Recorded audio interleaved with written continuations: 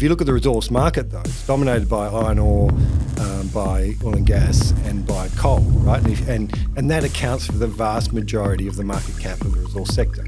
So our view is, if we're going to be targeting a relatively small part of the market, we need to be high conviction, because if you're not, you have to compromise on quality, right? So what we're trying to do is, for example, we're saying we want copper exposure and want that to be 25% of the portfolio. If you can only buy 5% in a stock, and Oz Minerals is a good example, which is our biggest contributor to our results since we started. If we'd only been able to buy 5%, what else would we have bought? Righto, g'day money miners. Everyone loves a fundy interview, and mate, JD, I reckon we've ripped out a bloody good one. Mate, I was pretty happy with this one. I think we've got a ripper in store for the money miners. Do you want to give a bit of an intro, mate? Righto, we'll rip it. Dave Franklyn runs the Natural Resource Fund and the Gold Fund for Argonaut. That's right. On the buy side of Argonaut. So the fund operates independently from Argonaut. I'm sure they walk through the building and have a yarn and get a few ideas from all the sell side guys. But yes, it operates independently, and they don't. It's not like they exclusively use Argonaut for all the broken. There's the same as every other fund, got bloody accounts with everyone and use everyone. So that's right, mate. Just got the same brand. Yeah, and Dave's been around the block. He's been head of research at Hartley Poynton a while back. A lot of experience in the funds management world, and I thought this was a cracker. We talk about the macro setup. Obviously, we're at a pretty intriguing point in time in that regard. We get into specifically what's going on in commodities, how he looks at the commodity setup going forward. And then, the best bit of all, which I think the money miners will really enjoy, we get into so many of the stocks that we speak to on a day-to-day basis that he holds or has held in the past or has an opinion on. And then we round out with a cracking underrated versus overrated, a bit of a spontaneous one as well, mate. Yeah, just off the cuff, JD, how we roll. But I did really enjoy, and as you explained to me, how he filters the strict filtering to get the stocks that he invests in the fund. Like, as you said, top 46% of the fund is in 5 stocks. So high conviction on these stocks. That's it. And we get into it in quite a bit of detail, a bit of a different way of building a portfolio to many of the other fundies. And I thought it was an awesome chat that I'm keen to share. We talk, what do we talk? We talk Pilbara Minerals, Develop, MinRes, De Grey, Gold Road, AuTECO, Next Gen, yeah. and a whole bunch more as well. Yeah, no, so bloody let's get good into yarn. it, mate. Right, for the sponsors for today. Now, look, it's as simple as this, JD. Dave, the Argonaut Natural Resource Fund, and pretty much every other fund out there couldn't do a fucking thing if K-Drill weren't drilling holes into the ground, finding ore. There'd be no ore to talk about. You take K-Drill out of the bloody industry, mining stops. Mate, I think I've never got any idea where you're going to go with these things. but isn't it true? You're dead right. Without drilling, without the guys at K-Drill, RC drilling specialists, safe, reliable, the industry comes to a grinding halt. Mining falls over. It's on 60 Minutes that we've got no phones anymore. Like that's what happens. So RC drilling experts, give them a buzz. Drop the money in my name. Even the guy at the barn meat shop wants to meet Ryan O'Sullivan. Who doesn't? Q, who doesn't? Share. Ryan, can you please go see Q at the Let's Eat Lunch Bar? He really wants to meet you. You're a celebrity. Awesome. Thanks a lot, K-Drill. Thanks, K-Drill. All right, let's get into our yarn with Dave Franklyn from the Argonaut Natural Resources Fund and the Argonaut Gold Fund. Here we go. Right, money miners, here we go. Now, JD, I'm a bit excited about this one. But I think it's because I finally actually did some work towards one of the fun ones instead of you writing all the questions. I feel involved now. You've chipped in, mate. Dave Franklyn, welcome to Money of Mine, mate. Thanks, Matty, and thanks, JD. Mate, I won't lead the intro because you're in JD's old stomping ground. JD, I'm going to let it over to you, mate. Let's do it. So Rip it. Obviously, we've got Dave Franklyn here. He's been running the Argonaut funds management business since the beginning of 2020, so about 3.5 years with a pretty decent track record over that period. So what I think is going to be most interesting to the money miners here is that a lot of the stocks we're going to talk about today are the ones we're talking about every day, the likes of Develop, MinRes, De Grey, Gold Road. We're going to chat about all of them. It's very much in our wheelhouse. Dave is based in Perth. So, with that sort of said, let's get into it, hey? Dave, you're some impressive returns. You may as well bloody fly the flag from the start, mate. Since inception, couple 100%. Have I got that right? Yeah, since we kicked off in January 2020, the fund is up 205%. Last year, we're up for the financial year, we're up 27%. The year before that, we're up 35% or so. So track record's been good, but what I always say about funds management is what you do going forward rather than what you've done in the past. Subject to change without notice, isn't it? Yeah. And it's pretty much you can take when you say the fund, we're talking you, aren't you? You run it by yourself, do you? Yeah, look, we've got an investment committee and we do have a junior analyst that helps us, but I'm the fund manager. And I think funds management it's not a democracy, right? So in a fund, you need someone that takes responsibility for the decisions. Obviously, you get support with the research that you need to do, but you need to take that responsibility. Oh well, congratulations, mate! I'm sure the bloody the people that are in the fund are congratulating you too, mate. Before we start, now we've come across a little photo of yourself and Mr. Edward Rigg, the main man himself. I wouldn't have thought twice about this photo, but I have been told there is a bit of a story behind it. Can you enlighten us? We'll flash it up on screen on YouTube, and for those listening on the potty, it's Eddie and Dave both dressed in a suit, but yes, there is a story. Well, if you look closely, you might suggest that perhaps it's not my jacket. And due to 4 sizes too large. Exactly. So the ex-chief operating officer, Michael Price, who I thought was about my size, wore his jacket in and I didn't have a jacket. So he said... So I said, can I wear it? And I put it on and I thought it was okay. But when I looked at the photos afterwards, it's about three sizes too big. It was a picture for mining news, wasn't it? Yeah, that's right. The fun. Exactly. It wasn't Eddie like, mate, we're finally getting in the news. We're in the news and you haven't even got a bloody jacket. Exactly. Oh, very good, mate. Lead her away, JD. Let's get into it. I want to start with a bit of macro, Dave. So we had for the longest time, it seems, 0 interest rates, pretty kind of boring environment. Equities were going up left, right and centre. But we've now got to a sort of point where, it's a bit harder to pick winners. There's a lot more going on. We've seen bond yields and prices flying in certain directions. Interest rates, inflation is all go at the moment. So do you feel as a fund manager this is like a much more challenging, engaging and almost fun time to be in the market? Yeah, I don't know about fun, but it's certainly more engaging and more challenging. And, I think you've picked it pretty right. In fact, I think if you look at the last couple of weeks, what you've seen is the Fed's been out there banging on that, interest rates are going to be higher for longer. And the market hasn't really believed it. Whereas I think what you're seeing now is they're going, actually, this is happening, right? And the 10-year bond yield has kicked up. It's around 4.6, 4.7% in the US. And I think the market's now saying, actually, interest rates aren't coming down for some time. And that's then flowing through to an expectation of perhaps slower global growth than they might have thought. And that's having an impact on commodities. So... And how do you sort of position the portfolio in light of all these things? Were you of that sort of higher for longer view for a while now, or has that sort of been adopted recently by yourself?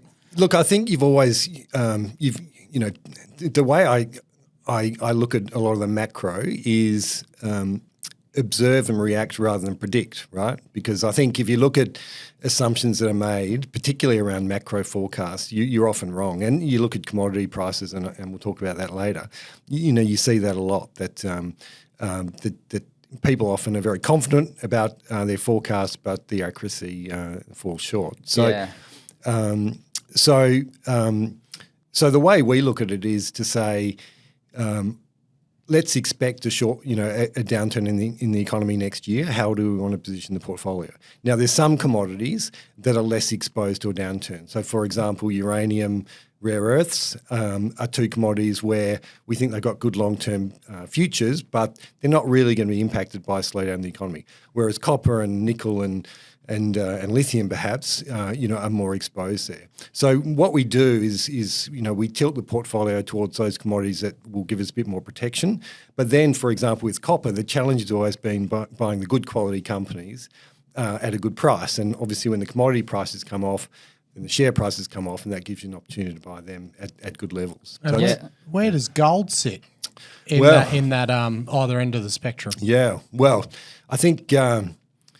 the world's a dangerous place, as we've seen the last couple of days, and obviously Ukraine and Russia, etc. So you got to have, in our view, you got to have gold in the portfolio. It's a critical component of that. As we've seen recently, you can sit in the portfolio and do very little for a period of time, but when you get an event, it kicks up. So again, you want to be in the good quality, bigger companies, the producers generating cash in good locations. But gold is an important part of the portfolio. What you've said there really reminds me of, I think it's Howard Marks, and he said it's the investor's job to not predict the macro future, because that's a fool's errand, but to know exactly where we are at the current point in time. And I sort of want to lead that into your conviction around your picks, because I've noticed looking through your latest deck, your top 5 picks make up, I think, roughly 46% of your holdings. And that's a much higher conviction than we see with a lot of the other managers we see out there. You know, they're talking about a 5 or 6% position in a company being a sort of, you know, a career maker. How do you sort of think about gaining conviction around your picks? Yeah. To put it into some context, if you stand back, right, and you say, well, let's look at the resource market, and you say, you know, one of our key themes is energy transition, and we see that there's a whole new wave of demand going into a relatively small group of commodities, and that's ultimately where we want to be positioned to capitalise on that. If you look at the resource market, though, it's dominated by iron ore, by oil and gas, and by coal, right? And that accounts for the vast majority of the market cap of the resource sector. So our view is, if we're going to be targeting a relatively small part of the market, we need to be high conviction, because if you're not, you have to compromise on quality, right? So what we're trying to do is, for example, we're saying we want copper exposure and want that to be 25% of the portfolio. If you can only buy 5% in a stock, and Oz Minerals is a good example, which is our biggest contributor to our results since we started. If we'd only been able to buy 5%, what else would we have bought? You know, so I think a lot of people diversify because they're trying to minimise risk. But in resources, where it's a small universe of stocks you want to own, you got to be careful that you don't actually take more risk by having to diversify the portfolio. And does that 46%, that conviction, does that change in the macro setting? So if we go into a lower inflationary environment and a lower interest rate environment, would you change that strategy? Yeah, totally. So one of the things we do, and it's actually driven by, you mentioned Howard Marks, and we kind of look at sort of the approach he took. You got to kind of have a view of where you're at in the market. So in a market like we've got today, we say, like, there's potential risk out there. But as a fund manager, we don't want to go, way up in cash necessarily. So what we do is we tilt the portfolio towards bigger market cap companies where we know there's greater liquidity and most likely better quality. And so what you'll see in a market like now is the top 5 will be dominated by bigger market cap companies, and we'll have a bigger position in them for protection. When things loosen up a bit, then opportunities at the small end of town will emerge, and we'll take advantage of those. Do you also look at it as a sort of edge over competitors in the funds management space, where they are taking positions of less than 5% and they have to have that many more winners and that many more picks, to be able to, have substantial returns? Yeah, look, I think different managers have different approaches. And the way I often describe it is we're very systems and processes, right? So it's kind of, what are the key themes we think are going to impact on resources? What are the commodities that we think will do best? And what are the best quality, best value companies that produce or want to produce those commodities, right? And we go through that process. The alternative is to look for the next pretty thing. Right, so this undiscovered gem that's early stage it's going to find the resource is going to grow, and you're going to make 10 times your money. We believe they're nice to have, but you can't build a sustainable, repeatable performance on the back of those. So when you're looking at investing in mining, like this fund is there a bit of a sweet spot on the size of the fund where? Yeah, as you mentioned, because like when you're in the smaller ones, like liquidity is the issue. Yeah, but gaining exposure and investing all the money, is there? Yeah, where's the sweet spot? Well, yeah, what do you like? Well, it's a good question. So part of the reason, so I reckon that the optimal size for the natural resources fund and probably the gold fund is somewhere around 150 million. Yeah. because once you get above that, you have to start buying the Rios and the BHPs and et cetera, and you're diluting the ability to target those areas that you think will outperform. So I think that's the optimal size. Having said that, the view we've taken as we've grown is even when we had $5 million, we took the view that we got to manage it like $150 million portfolio so that investors get comfort that as the fund gets bigger, we can continue to perform.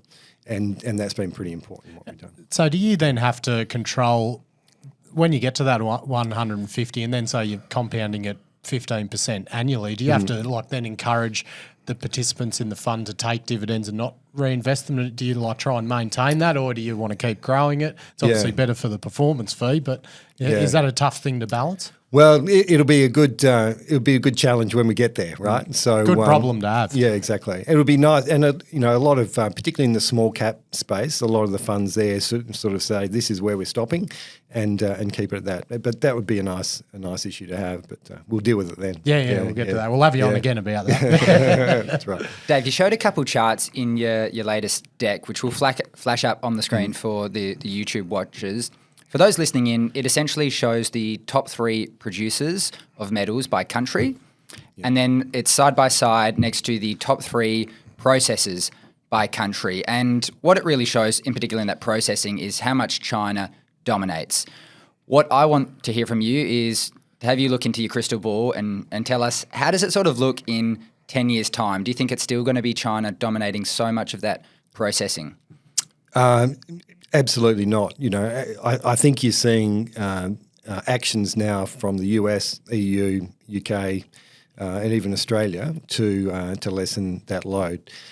So I think it's a trend that's going to continue. It comes back to that, supply chains, and I think really what's happened over the last couple of years is countries stepping back and saying, who do we want to deal with? Who do we want to partner with? Who do we want to buy our raw materials from, and who do we want to sell them to?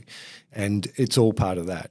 I think what that chart shows, though, is that China have been, decades ahead of the rest of the world in building an integrated business around key commodities that would be important going forward. And another example that comes to mind for me is Indonesia, specifically as it relates to nickel. And this came from a government mandate, similar to what you just said there with the EU and the US. A lot of it's coming from the government mandate, and it worked to really great effect with Indonesia. Do you think it has to come, do you think the free market can sort of make it happen, or it actually has to come through government incentive? Well, I think government so history would suggest you need some government incentive. You need someone pushing the agenda over and above economics. That's why China were able to do it. And Indonesia took a similar path. They were funded largely by China to get there. Yeah. But I think there's a recognition now that what was good in the past is not going to work in the future. So there is a real commitment, and you're seeing it with, if you look at, for example, AuTECO and the government loan they've got, $1 billion. I mean, 5 years ago, you wouldn't have thought that was possible. So it's a different world, and I think there's a recognition of that. So the final point I make on this chart, if I can kick Absolutely. in there. It's bloody your show today, Dave. You do whatever you want, Cobber. So when I show this slide, the points we just talked about are a critical one. But the other thing from a funds management perspective is what we're trying to do is we're trying to find resources that are not in most of these countries, right? Ideally, we want to find them in tier 1 locations, and we want them with the ability to be processed somewhere outside China. So that will limit, to some extent, some of the commodities which you might think are well placed for energy transition, but due to those characteristics, we might not go there. That helps. Helps if you only want to pick 5, doesn't it? Yeah. Having good filters that really narrow it down. Yeah, exactly. And we'll probably get into that as well. Yeah. Moving on, there's another chart that you show, and that's focused on the consensus commodity outlooks, and it reflects, I think, 8 different commodities, or your base metals and the like. What I want to hear from you is, are there any commodities in that chart where you feel you've got a contrarian sort of view, a view that differs from what the majority think?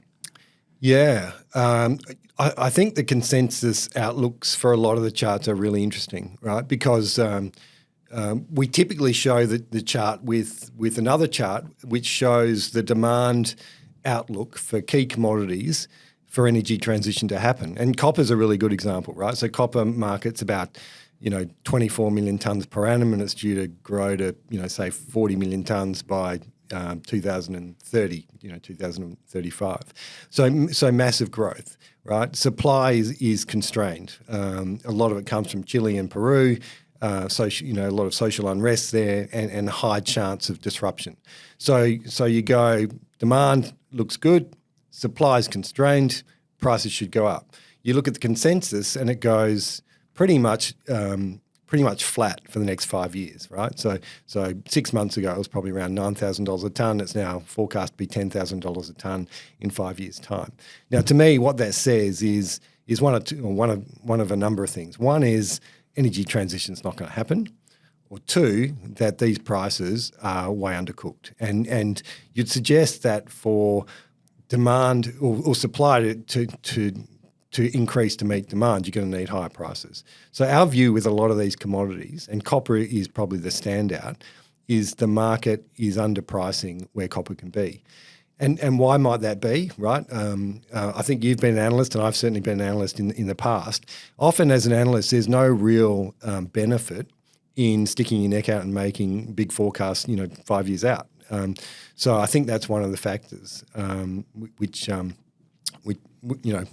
plays into that. Yeah. So the final point I'm making that is that then flows through to, the DCF type valuations, and the assumptions they're making. So often we take a view that if you buy a good quality company and it's looking fairly priced on consensus numbers, it's probably actually a bit better than that because the commodity price forecasts are a bit on the low side.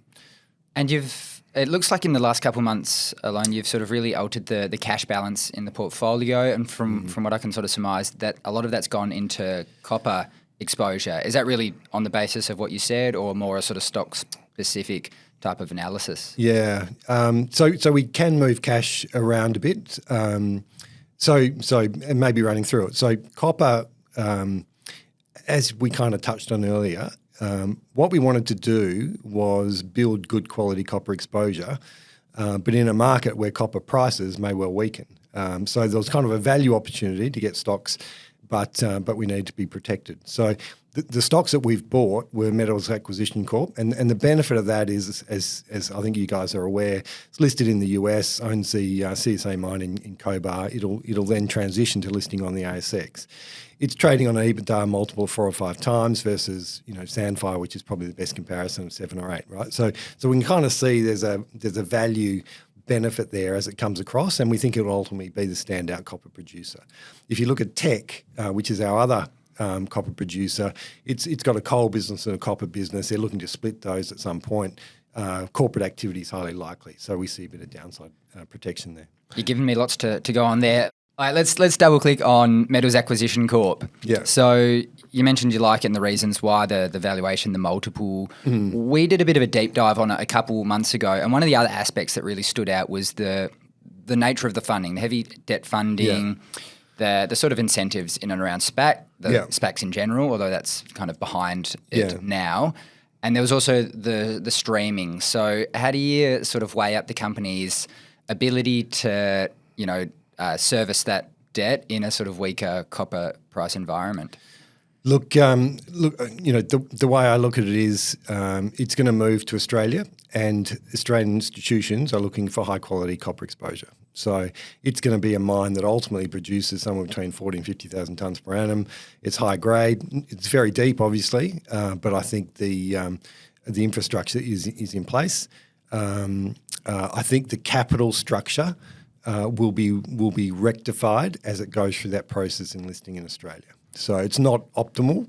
A big equity raise. Yeah. Is there? Do you say what's the talk on the town with exploration potential there, or are they just following it down? I think there's a lot of exploration potential. Often with assets that are managed by some of the commodity traders, they're more focused on the output rather than developing the project. So I think that's what they're busily doing now.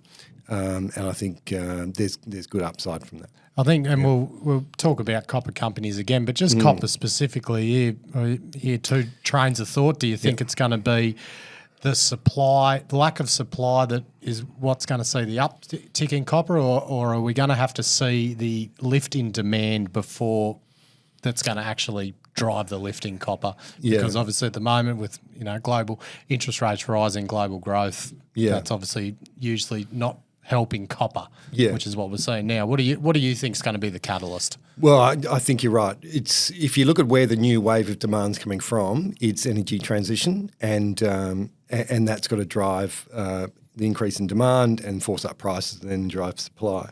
So the way we look at copper is short-term outlook is uncertain because you will get some substitution from typical normal markets into the energy transition market. But over the medium term, demand will drive that increased supply. Oh, we will revisit copper later. I've got a good one. Looking forward to getting into AuTECO. So 15%, whenever I usually ask a question here, Dave, JD's written it. Anyway, I'll take that. 15% of the portfolio is in lithium. Thanks for that, JD. Pilbara Minres Global Lithium. What's going on thinking? There? What are we thinking, especially considering Pilbara's up there, usually the most shorted stock on the ASX at the moment? Yeah. So lithium, to put it into context, lithium has been a big contributor to the fund's performance really since inception. At times we've had up to 25% of the portfolio in lithium, and typically in the bigger, better quality names. Over the last few months, we've kind of bounced around. I think in August we went back into Pilbara and maintained our holding in MinRes. And they had a bit of a bounce. I think what we've seen really as we moved into September, into October, is prices start to come off. So we've reduced our exposure a bit there. But I think the point I'd make is this. I think that lithium prices are probably near their bottom. If you look at the spodumene price, around $3,000 US a tonne. We don't think there's a whole lot of downside. Maybe 2,500, but at that kind of level, you have the lepidolite producers, bumping up against their costs. Demand will still be very strong. You got a market that's going to probably triple in size in the next 7 or 8 years. So, do you think when we feel the heat come off lithium a bit, as we have in the last bugger all, probably fortnight or so, do you think we're just going to be in and out, but it's just going to keep seeing frequent spikes, or are we just going to see a gradual increase? How do you see that whole the lithium commodity interest playing out? What's really different about lithium is it's a new industry. It's come from nothing, right? So it's very mature. Very quickly. Yeah. So it's gone from nothing to roughly 1 million tonnes of lithium carbonate equivalent, and it's going to go to 3 million. So what that means is you just get wild spikes in demand exceeding supply, and then supply exceeding demand, and commodity prices going everywhere. And the perfect example of that is Pilbara, right? So if you look at Pilbara, last year their EBITDA margin was 82%. Now, that's incredible. And the reason that happened was they were a first mover. They were in there. They had all the supply when price was going through the roof, and they capitalise on that. I think what you'll see over the next 10 years is a stabilisation of the market. But it is still small, and I think it's working in reverse a bit now. You've got supply exceeding demand, and that's crunching price. So I think there's a bit to go through until it reaches maturity. It's probably 5 years away. So you have some volatility in the interim. But what's interesting is we're watching a new industry and ultimately a bulk commodity or bulk chemical developing before our eyes. Yeah, we got told that by Joe. Joe Lowry says it's a chemical, it's not a commodity. And with Pilbara, being the most, usually the most shorted stock at the moment, why is it? Have they got it wrong? Are people bigger instos funds using it as a lithium hedge? That position, how do you see it? I think sentiment is a big part of it. So, but if part of the risk with Pilbara is its last year result was so incredibly strong, right? So I think as we move into the quarterlies, the lithium companies, and particularly the ones that are in production, are going to be comparing probably pretty similar or higher production, but most likely a significantly lower price. So their headline results will look bad, and everyone will come out and say, well, lithium prices are falling substantially. But I think you almost kind of need to stand back and say that was pretty abnormal what happened in the past, and because margins will still be pretty good even on the current lithium prices. And on MinRes, sorry, JD, I'm on a bloody roll with the cover. MinRes, because I think it was 1 quarter ago, maybe 2, when they had there's a bit of the heated investor call when a couple of the research institutions, Jarden claiming they were going to have 2 years of negative free cash flow, and obviously Mr Ellison doesn't like those sort of comments. And look, they're $59 today, so they've sort of broke down again today. Like, how do you? Lot of plans in the pipeline, but we don't know what the plans are because he keeps his cards close to his chest and then drops them on everyone. He's got $1.1 billion worth of US bonds of recent. Give us a bit of take on them. Yeah, it's. I think to understand MinRes, you got to look at where they come from, right? And I was actually I dug up a 2008 annual report from MinRes. They just reported a profit of $49 million, and they had something like 130 million shares on issue, right? 15 years later, the net profit was almost 800 million, and they had 185 million shares on issue. So, it's a company that's gone from a market cap of, something like 100 mil to a market cap of, 12 billion, raising virtually no equity, right? And I can't think of many companies that have been able to do that. And it's a phenomenal effort. So I think it's in his DNA to where he's investing in assets where he sees the return on capital being very high to limit the amount of equity. And at times like this, where you've got major growth avenues across all parts of his business, it potentially means he takes on more debt than some people in the market would like. But I think you got to back him. You got a mining service business, which is probably the best mining service business in the world. 500 million EBITDA going to $1 billion over the next couple of years. You got a lithium business, which again will double in size. A bit of work to be done as far as lifting production, keeping costs down, and all that. But ultimately, he's got among the best hard rock lithium assets in the world.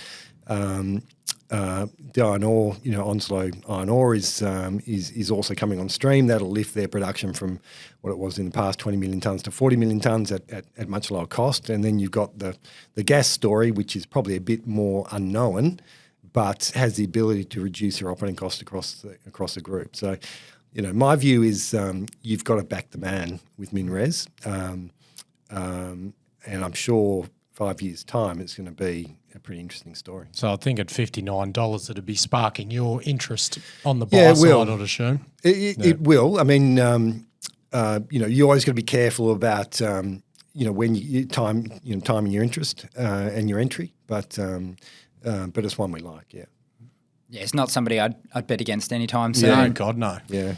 Dave, you mentioned Teck earlier as well in the context of copper. They've also got the ongoing sort of fighting, I guess, with Glencore. They seem to be flipping them off a bit lately. And the latest rumours I'd heard is that they were looking to sell the met coal business to JSW, the Indian group. And I'm curious how much of a part that catalyst kind of plays in your reason for being in Teck, the potential re-rate on the back of being much more of a metals business minus coke and coal. Yeah, look, ultimately what attracted us to Teck was the copper assets. If you look at them, their production over the next couple of years will go from, about 350,000 tonnes to about 650,000 tonnes, something like that. So the growth profile for a sizable copper producer is probably the best in the world, right? Obviously, some production out of South America, which has some risk, but also a lot from North America. So that's really what attracted us to it. We see the fact that it's wrapped up in a convoluted structure, with the coal asset alongside that, it gives us some protection because one of the commodities actually holding up pretty well is coke and coal. So on the coke and coal side, it's generating good cash, but also commodity price-wise, it's holding up, which is good. And then you're right, something will happen, whether it's a split or a sale, and we see that'll unlock value. The group's trading on an EBITDA multiple of about 5 times. you'd argue that the coal asset's probably worth slightly less than that and the copper's worth slightly more. So we think net, there'll probably be a net benefit. And it's just an added way to protect the portfolio where we can get good quality copper exposure, but protect ourselves from just, from what's happening in the copper market at the moment. Gotcha. There's another commodity we have to ask you about. It's all the rage at the moment, and the money miners are itching for us to talk more about it. It's uranium. So you've sort of thrown your hat in the ring with NextGen, and we've heard ad nauseum about the quality of the Arrow deposit and on and on. I'm keen to hear more about the commodity to start with, and whether it's just playing out as you'd kind of expected, and how without forecasting the future, you see things unfolding. Yeah, I think if you look at what's happened over the last 12 months in particular, uranium to really come into the mix. And I think there's a recognition that it's an important part of energy transition, and it's going to have a role. I don't think it's not the commodity. I think it's part of the mix. I think you'll probably still need gas in some circumstances. But uranium, I think there's a recognition that it'll be part of the energy mix going forward, which I think is good. What we like about NextGen is the quality of it, as you touched on. A big resource in tier 1 location, environmentally, they're planning very well. The way they've dealt with First Nations has been very good. Its grade is high, and we think it'll emerge as one of the major players in the uranium space. Compared to a lot of the list, it's hard to find good quality in the uranium sector, where often they need prices above where they are today. Probably approaching $80 a pound to make them economic. Whereas NextGen will be a low cost producer. So yeah, I've seen a lot of the brokers. They go from doing NAV analysis to NAV plus a multiple to NAV plus an even bigger multiple. Yeah, and some of those numbers on a lot of the ASX players they're getting pretty carried away. The valuations to the point where you think, I'd look at the Uranium Physical Trust as opposed to playing these sorts of names. I'm not sure if you've got a take on that. Well, the benefit of investing in the companies is the leverage that you get from price increases, which you don't really get in the trusts, right, where they're holding the physical asset. So we actually owned Yellowcake for a little while, but we just thought, well, if we're going to be in it, then we might as well go with the equities. Yeah. The only other points I'd make on uranium though is again, I think it's kind of it's a medium term opportunity, because I think supply ultimately will ramp up pretty quickly, because there are a lot of projects that have been mothballed. I think the technology will improve so they can process some of the old waste, and it's such an efficient fuel that I don't think there'll be a shortage. So in some respects, a bit like lithium, you're going to see demand kick up and supply will struggle to catch up, and there'll be a bit of a spike. But long term, I'm not sure the price will stay up at extreme levels.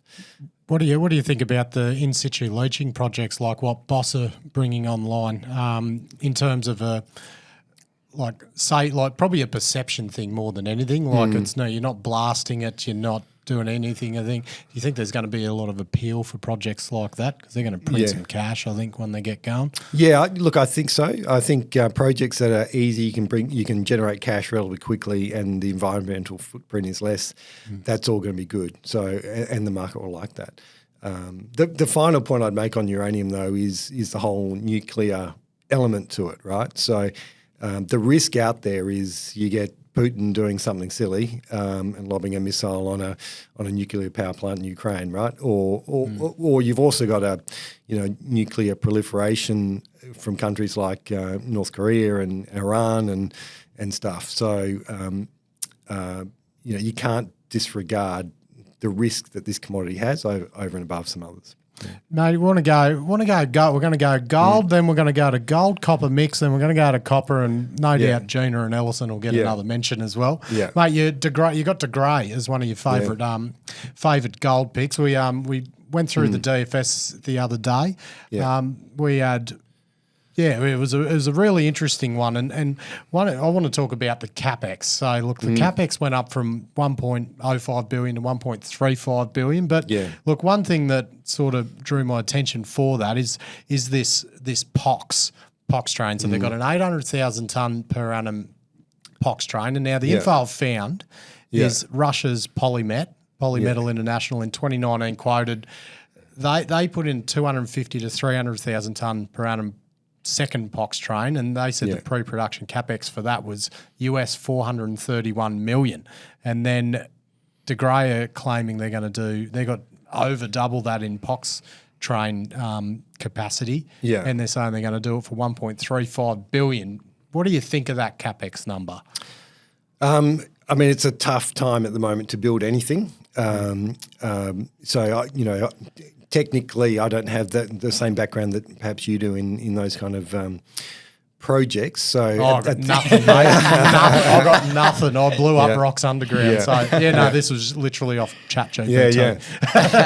The internet. So you would assume they've been well advised on what the capex will be. But having said that, what we're seeing really with every major project is capex requirements are blowing out. I think as an investor, the view we take is a 550,000 ounce per annum producer in a tier 1 location and close to infrastructure is pretty appealing, and we think it will appeal to a number of groups, and I think the technology and the infrastructure will get there. In all likelihood, it will cost more than what they think it to cost, but I think there's enough valuation upside to counter that. Yeah. How long? When did you get it? You've been in De Grey for a while before DFS. Yeah, so we've been in and out of it a number of times, and then we participated in a small way in the capital raise, which was just done. But we've had an existing position for a long time. Yeah. And what do you make of the 5% discount rate? It's too low. Yeah. Those days are gone. Yeah. Well, it doesn't, and people are still doing it, which is annoying. But again, I think you guys have talked on the relevance of DCF calculations, when you have those kind of assumptions.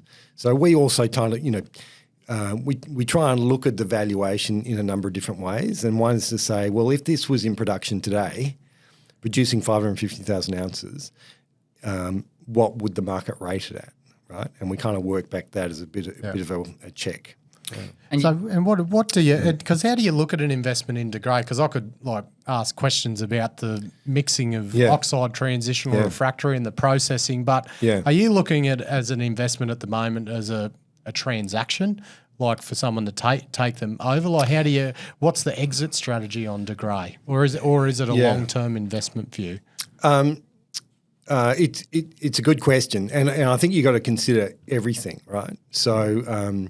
The way I'd look at it is this: is to step back a bit. If you look at the gold sector, what we've seen recently is smaller, newer mines, say a Capricorn or a Gold Road, are rated at the highest because they're new, right? So their OPEX is low, their CAPEX is low, and they've got long mine lives, right? And so you've got Gold Road trading about $8,000 enterprise value per ounce of production, right? And you got Capricorn at say 12,000. Capricorn's a bit different because it's also got Mount Gibson coming on, right, which has some value. So if you said, well, De Grey should trade probably as something like that, and given the scale, it might even trade at a premium. So if you said it's at $10,000 enterprise value per ounce of production, 550,000 ounces per year, you're talking about an asset that's ultimately worth $5.5 billion. Yep. And so then we go, well, if it's worth $5.5 billion, it's got to raise probably $1 billion in equity. It's got to raise $1.5 billion in funding, say 500 equity, $1 billion in debt. What price do you raise the equity at? And so you come up with a sort of an equity value of the project, and then you discount that back to today, and you say, well, here's the kind of return that I expect per annum. But clearly, its current market cap, say 1.8. The capital is 1.5, so that's 3.3, and potentially there's a value of 5.5, right? So, but you got to wait some time, and there's also a risk. So we factor that in as well. So that's the kind of way we look at it. Having said that, typically when a project is actually about to commission, they're probably the times you don't want to own it, right? Because if something's going to go wrong, that's when it's going to become public. So we think there's some upside now. Bellevue's a really good example. The market is now valuing it as if it's going to be a major producer at those kind of levels. So, Sort of price to perfection. yeah, exactly. So we've owned it for a long time. We step back. Ideally, we'll re-enter it once it's all settled down. So is that's the top-down reverse approach you were explaining to me, JD, about how that's how the filter works to find everything back calcing from these valuations. Yeah, I mean, you still look at at DCF calculations and all that kind of stuff, but I think the problem with the DCF is you're going to make big assumptions. You're going to say, well, what's the gold price going to be over the next 20 years? What's the exchange rate going to be? And what discount rate do you want to use? Whereas here, you're just going, well, what would the market value at today? And then you work back from there. So, David, love to see if we could sort of draw a prediction out of you. So we've touched on Gold Road. They own just under 20%. Took the words right out of my mouth, JD. And we've been obviously speaking about a takeout. Who do you think does the eventual takeout if that's the way it goes? Or does it happen? It's a good question. And I don't really have any great insights there. Does it even matter to you? Like from an investment point of view, who takes it? Yeah, I think you've always got to be careful buying a stock on the expectation someone's going to take it out and pay a premium. And perhaps we'll talk about Liontown a bit, along the similar lines. So to me, it's got to stand up on its own, and then if that happens, well and good. But you'd suggest it's a Barrick or it's a Goldfields or Agnico, one of those majors. You would expect, but I wouldn't. It's not the reason we bought it. Because they'll all pay 30%, so it doesn't matter. Yeah. You don't make more money if it's Barrick or as long as they pay 30%, who cares, really? Yeah, exactly. From an investment standpoint. Yeah. Another stock that I've seen you hold is AuTECO. We had a dive into them. This is the gold copper transition. It's all planned. Yeah. So it was probably a month ago they did the transaction, and that's really sort of, the way we spoke about it was AuTECO 2.0. They had their big run-up in share price. Rebirth. Yeah. Yep, and then they've done this transaction.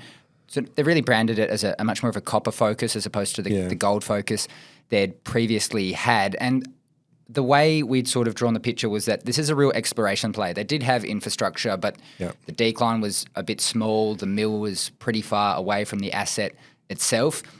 Just to start with, how do you view it? Do you look at it in the same light as the way we did? Yeah, I think you're exactly right. I think, again, standing back and looking at it, you go, firstly, it's a reasonable. It's got a reasonable resource. I think 40 million tonnes at just under 2%, right? So that's pretty good, right? It's got infrastructure in place. Importantly, it's in a tier 1 location, and it's got all permitting and approvals in place, right? So you go, okay, this could be a 40,000 tonne per annum producer, reasonably quickly, but where copper prices are now, I think they're doing the right thing, is you might as well stand back, develop it, and it will do some more drilling and exploration, try and build up the resource and really work out what you've got. And given the management group sort of come from sort of the Bellevue stable, it's really what happened there. So I think it makes a lot of sense. You stand back, you do a lot more work, you really understand what you've got, and then you identify the best way to develop it, get the good people in, and move it forward. So it's like you've read the question Maddie's going to ask you. Right. Do you think they'd actually be able to get it developed that quickly? Like, considering that decline is, I think it's suited for 30-tonne trucks, and the mill, essentially the mill is small and suits the size of the decline. So if they want to, they'd essentially have to develop a whole new decline a kilometre deep, which should take, bloody long time, and then upgrade the mill and everything. Do you think they'd actually be able to, if they chose, which they're not going to? It's an exploration play, but it looks like a lot of time and capital would be required to get this thing up to an Australian, not Australian standard, an Australian output standard, like a high output. Yeah. Look, I think you're probably right. I'm sure, given the price they bought it for, it's going to come with some issues. Yeah. But if you look at it, if you compare it with other similar, the issue is there's not many similar opportunities of that scale of project at that grade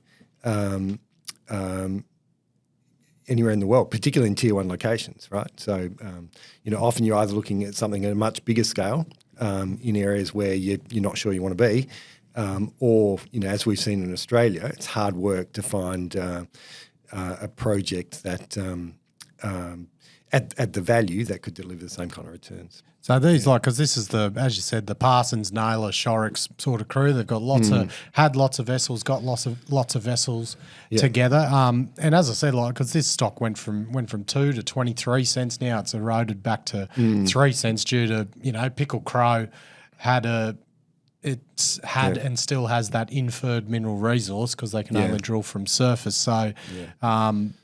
It's and the North American gold flavour changed, and where it was the hot thing, then it wasn't the hot thing. Yeah, I guess, and they were very open about in the investor call, and that's sort of their mandate is dressing these projects up with exploration for a sale. They're not, but I guess you look at Bellevue. They sort of did that, but no one bought it. Yeah, that's right. And then they had to. They obviously recruited a lot of the ex-Northern Star people. What happens if they do take the same approach with this, but no one wants to buy it? Well, the good thing as an investor, right, is you can always say, well, it's time for me to go. Yeah. Right. So, you make an assumption when you come in, and the way it looks to me, it's a good resource at a good grade, work to be done. They'll drill it out. If copper prices move higher, which we think they will, it'll be worth a lot more. But you've always got that right to reassess and change your mind. And with those, the Parsons, I'll call them the Parsons crew. Sorry, Ray and Mick, that I'm using Parsons as the title. But they can get capital. Raise capital very easily. They've got a good following, so they can raise capital easy. They can get the rigs spinning, and they get the hype. But do you essentially believe in that AuTECO story, or is there an element of following individuals like that can really get the capital following? Well, they're both important, right? Yeah. So you want to think this is a decent project, and getting the right people behind it is going to make it succeed. But you raise a really good point, right? So backing people that have a good track record and have the support of the market is incredibly valuable, because when you're developing something, one of the big inputs is how much capital you need to raise and what price can you raise it at. And, Genesis is a really, really good example where Raleigh coming in, he could raise equity at significantly higher prices with essentially the same group of assets. And Bill Beamont's obviously the same, right? So you can't undervalue the ability to have the market support, but you're only going to get that market support if you've delivered value in the past. Perfect segue into William Beament, that one. Your dear friend Matty, Mr Bill Beament. So gave me my first job over here. Right. I wouldn't be. He probably regrets it now. Sorry, Bill. So Dave, you've backed him in Develop. The Essential transaction looks like it's have a sip of water, mate, if you want. You get a bit parched doing these podcasts. So the Essential transaction looks like it's going to get over the line in the next month or so. So I want to start this one by just asking your thoughts on Woodlawn and Sulphur Springs, talking about assets and people that are backable and stuff. Yeah. I think Woodlawn looks like a pretty decent asset. It needs the right kind of market. So whether you'd sort of launch in right now with zinc and copper prices you probably wouldn't. So I think doing more work and drilling makes some sense. Sulphur Springs is probably a step or two behind that. But if you take a view that energy transition is going to happen, commodity prices are going to be higher, they're good assets to have in the portfolio, and you'll develop them when it makes sense to develop. And then on the sort of traffic light dynamic you had in your presentation, you had a catalyst, and it was for contract win. And obviously they've got their sort of mining services type part of the business. But how do you sort of balance the mining services with the actual mining part of the business with Develop? Yeah, well, it's really the MinRes sort of playbook, isn't it? That's what he's looking to develop, and what you'd like to see is him building up the mining services business, generating a good income stream, which then enables him to fund the mine development. So that's kind of the plan. Really, at this stage, a lot of it is backing the people, and we think they're worth backing, but they need They need to win some more contracts. Obviously, they've done a very good job at Bellevue. I think they're very selective in the kind of projects they're going to look for. I think the whole concept around targeting or creating an industry leader in underground mining makes a whole lot of sense. So I think they're doing everything right. What they need is a strong commodity market where these projects become a bit more economic. Do you think if they, though, started winning contracts, and I'm not sure how many, they were obviously going for the Liontown one, and I think it's a good thing that they didn't win it because that would have chewed up all their good people, all their resources to try and service that contract. As you know, contracting's a high risk, low margin sort of game. But when you got Pioneer Dome potentially coming to the forefront too, once the Essential deal comes over, you got Woodlawn, and I'm sure they're on the hunt for other assets as well. Do you think winning contracts would take those boutique personnel away, because there are a finite amount of good operators, away from them servicing their own assets? Because they'd make more money when they servicing their own assets better than someone else's on a low margin. I think that's certainly I think the decision on Liontown was made. I think they've got to be very selective, and you're right. It's always going to be a trade-off between, do we divert these people to our existing project or to our projects, so that we know that they're done optimally, or do we look to add some income streams which help fund those projects? I think they'll deal with that on a case-by-case basis. Do you think we'll start seeing I know Bill talked about it initially when he presented Develop to the World, the rebrand, and a lot of it was around contract equity arrangements, like doing a punching in a decline for a company for a bit of equity in the company, and like those sort. Do you think we're going to start seeing those sort of arrangements? I know you talked about them early, and because they've got the capital and they can deploy capital easily to do things like that. I think that's something that would sort of separate him from the market. Yeah. So I haven't heard a lot of that discussion recently, but you could argue that in an equity, if the equity market gets tougher and it's harder to raise funds, something like that becomes more doable and more attractive. I want to talk about the lithium consolidation underway in WA and this supposed superpower WA lithium co. Is it underway? We don't know. Something's going on. Through our rampant speculation, Maddie, it sure is underway. So let's start, at the most logical spot. What do you think Gina is ultimately plotting at with her now, 17% stake in Liontown? It's like a crystal ball in itself you need for this one, don't you? Well, yeah, exactly. So, I think the one thing it says is Gina wants exposure to tier one lithium assets, right?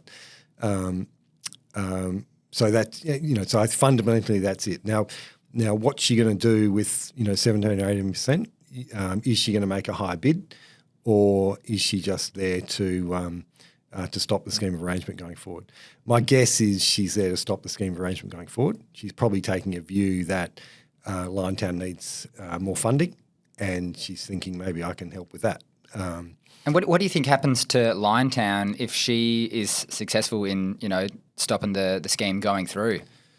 Well, I think it keeps doing. It could always just continue with her as a significant shareholder. But do you reckon it'd be $3, but? Do you reckon? It wouldn't be, no. So again, talking if you look at the valuation applied to Liontown at $3 versus, for example, a Pilbara, Pilbara looks very cheap. Scoop up Pilbara, wouldn't you? Yeah. I mean, we're talking exactly about that part of the Lassonde curve where you're at the most, subject to the most amount of risk. Well, exactly right. Yeah, exactly. So a lot different to Bellevue. Yeah. Commissioning their process plant with chucking, we talked about it today, just chucking fresh rock in a cyanide leach circuit, whereas Liontown, you've got everything, DMS, flotation, tantalum recovery, then a paste plant coming out the back of that. Yeah. 4 million tonnes per annum. And 4 million tonnes of it. Totally different. All right, let's take this speculation one step further, like we've been doing for a month now. Do you think there's anything to the rumour that I think we started between Chris and Gina Anything in there? Oh, someone else. I started the Bill Beament Ellison one. Yeah. Not the Gina-Ellison. It doesn't matter. Just claim it, mate. The simple answer is I don't know. It wouldn't surprise me given the transactions they've both been involved with in the past. I'm sure that if Gina ended up as a major shareholder in Liontown, there'll be discussions about how they could add value between the groups. But is there a grand plan that's locked away? Wouldn't know.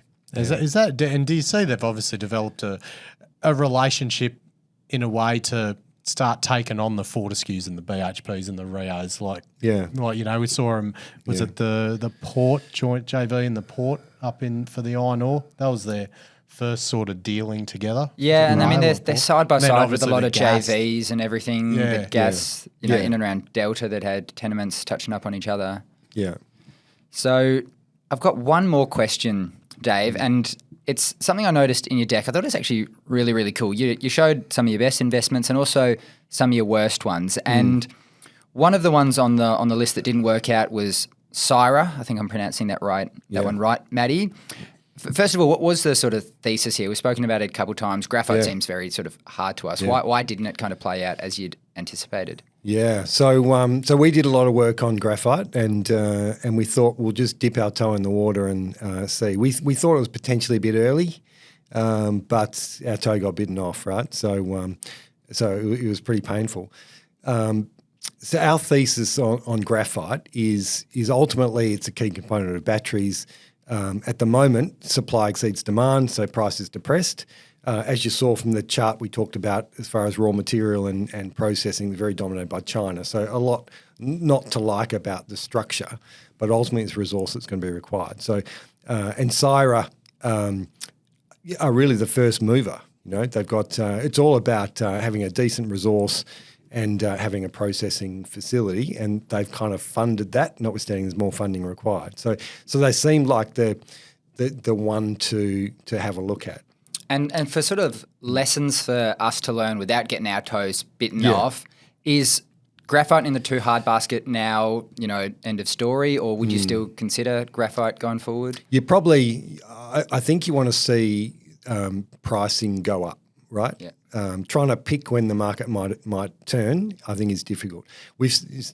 So the issues with the broader market are, one, most of the new production is coming from areas you got to be cautious about investing in, right? So it's Mozambique, it's Madagascar, it's Tanzania, and then almost all the processing is done in China. So so what you've seen a whole lot of projects get to a stage where they haven't been able to raise capital because the banks and the financiers are saying the dynamics don't make any sense.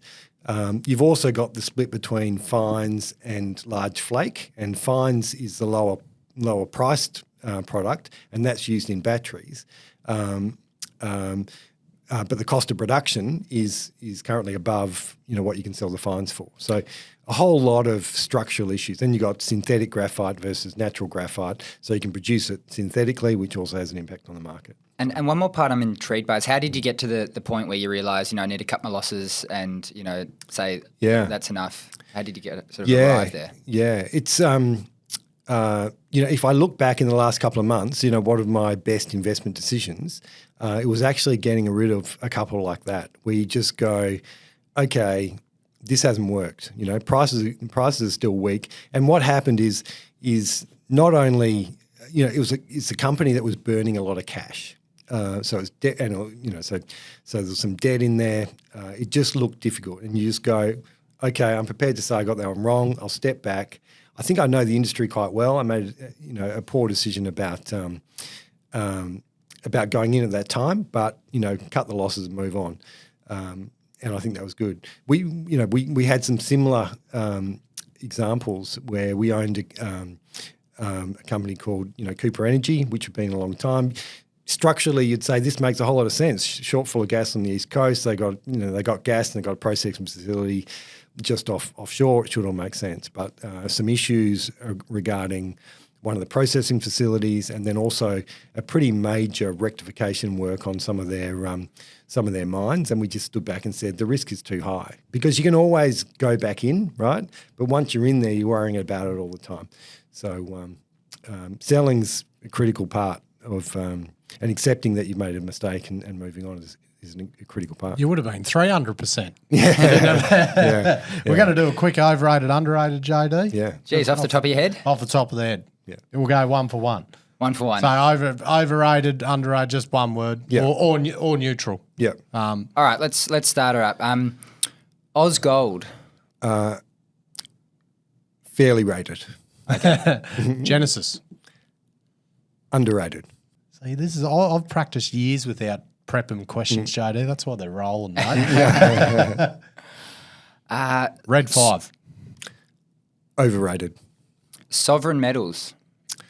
Overrated. Patriot battery metals at $1 on the CDIs now. I'd say fairly rated. Northern Minerals. Underrated. Strandline. Overrated. Oh, geez, now I'm falling by the wayside, JD. Iluka. Underrated. Paladin.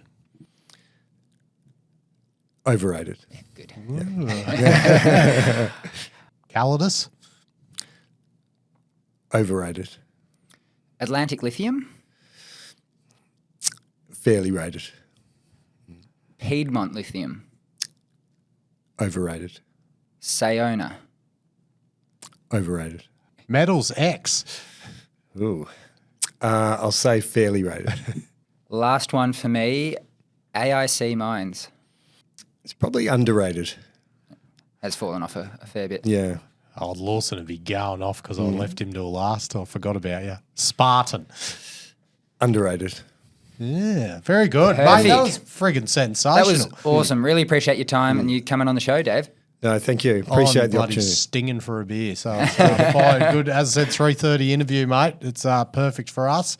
Let's enjoy a coldie. That was, so mate, really appreciate it. That was absolutely awesome. Great. So awesome. Hooroo. Cheers, Thank Dave. you. Cheers.